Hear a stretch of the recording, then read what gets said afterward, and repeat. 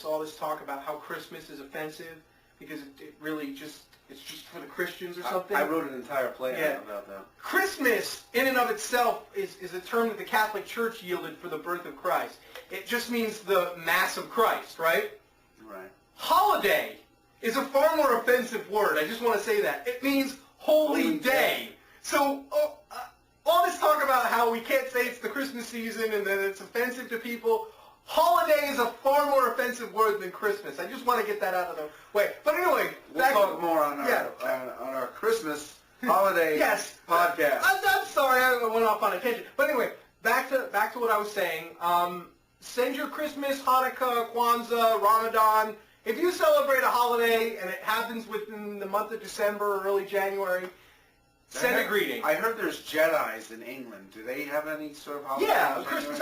If you're a pagan and you celebrate an earth religion or something like that. The winter solstice. The winter solstice. That's it. That's what I was thinking about. If you're a pagan or something like that, we're an all opportunity, all religions, whatever. We just want you to send in your Christmas greetings on audio because it's going to be an audio podcast. I don't know. After this video podcast, we're probably going to be like, stick to audio. You guys are ugly cats. And that's okay. I got a face for radio. Hey.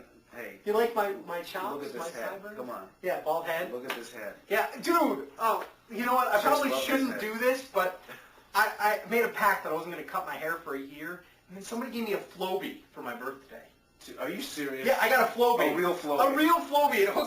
It's this kind of hair clipper that hooks to your vacuum. If you've ever seen Wayne's World, the first scene in Wayne's World when they bring out the thing they call it a suck cut, and Wayne goes, "It certainly does suck." That's a Flowbee. So I haven't cut my hair since July, so it's getting kind of long here. So when are you going to Flowbee it? I said I wasn't going to cut my hair for a year. For a year, so you're going to wait till June? I'm going to wait for July next year, but... It's a Flowbee it. Yeah, maybe. I don't know. There's one thing that... makes me want to grow my hair just so I can use the Flowbee. Yeah, man, dude. I'll give you a shave with the Flowbee. So, anyway. With that, we're just going to go to some audio comments from our friend Dark Angel. So, on the count of 3. 1, 2, 3. Dark Angel!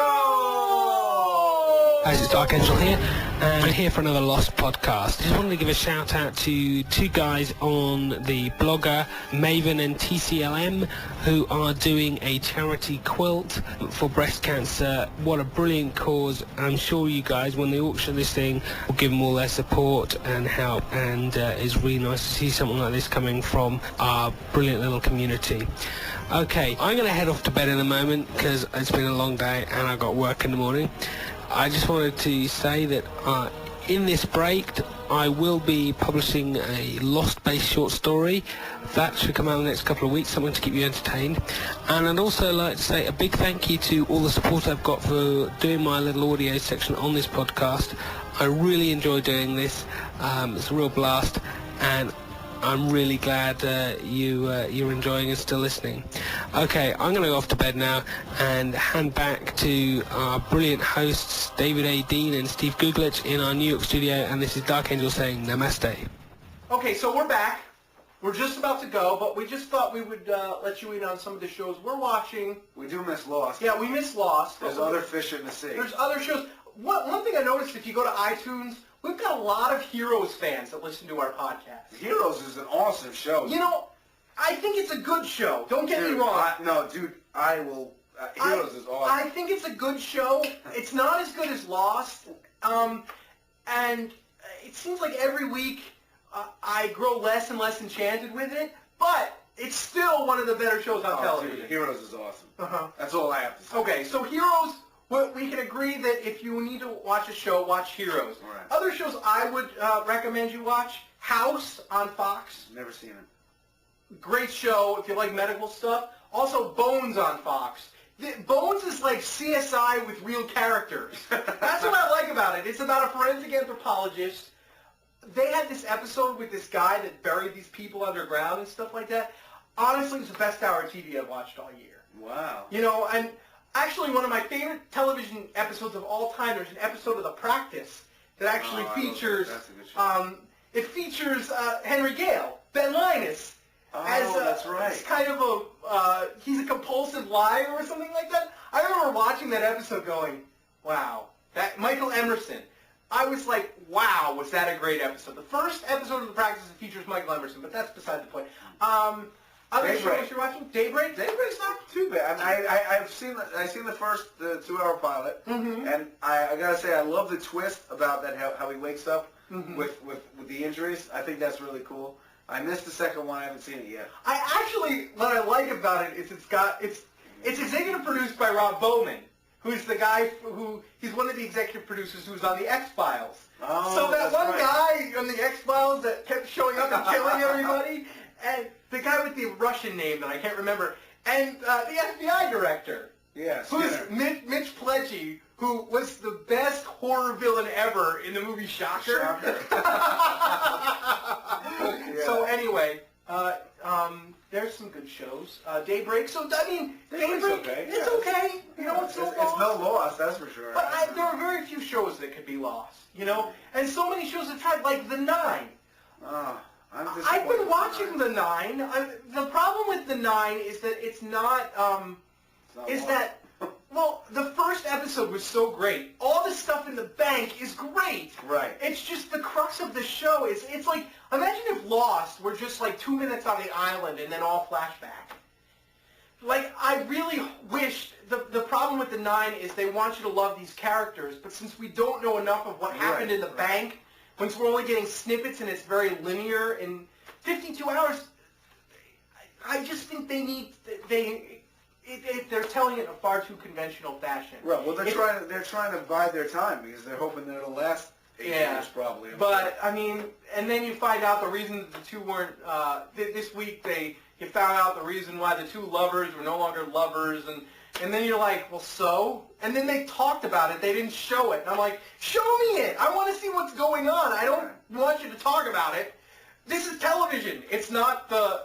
Actually, we should take that cue from this video podcast, which is going on for far too long. But anyway, so there are a couple shows. I mean, I don't hate The Nine. I still watch it. Have you seen the new one, 3 Pounds? 3 Pounds, no. I haven't watched that yet. I wouldn't watch it. I like the actor, but I've heard really bad things about the show. I've heard that it's a house wannabe. That doesn't quite make it. If you want to watch a great medical show about a doctor set in Jersey that's all like nuts and crazy, House is the way to go. That's all I'm saying. ER is really good too. ER, my wife likes ER. My problem with ER is that, or I guess it's not my problem. My thing with ER is that not one original cast member is on the show. Yeah. It's a completely different show than it was day one. That's true. I wonder if George Clooney laughs at himself. You know, it turns people into movie. It's like the Saturday Night Live of medical dramas because it turns all these people into movie stars. So anyway, we've given you a couple shows to watch, a couple of things to do. Come back in the next couple of weeks. We're going to have a Jack-centric episode mid-December, and then our Christmas episode. Then we're going to have our holiday episode. Our holiday episode we're going to have coming up. So come on back, and we'll see you soon. Love you guys. Peace out, and namaste.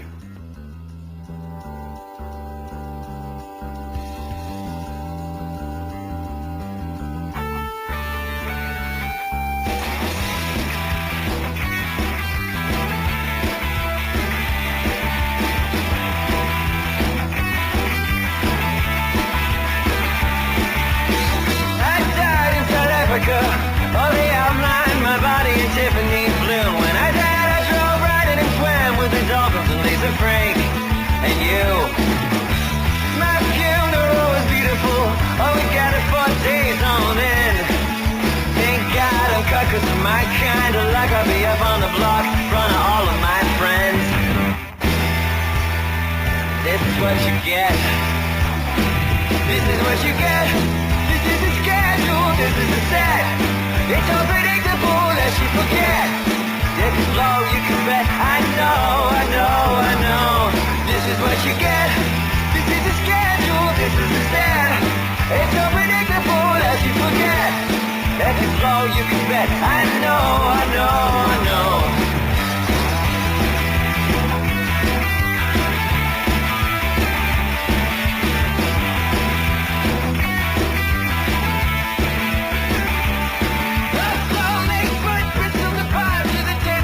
Top to the basement.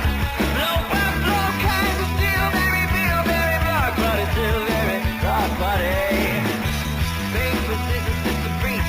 open to read facts and abs. Bite chunks on pages at the super races and neutral and a toy for. And this is what you get. This is what you get. This is the schedule. This is the set. It's so predictable that you forget.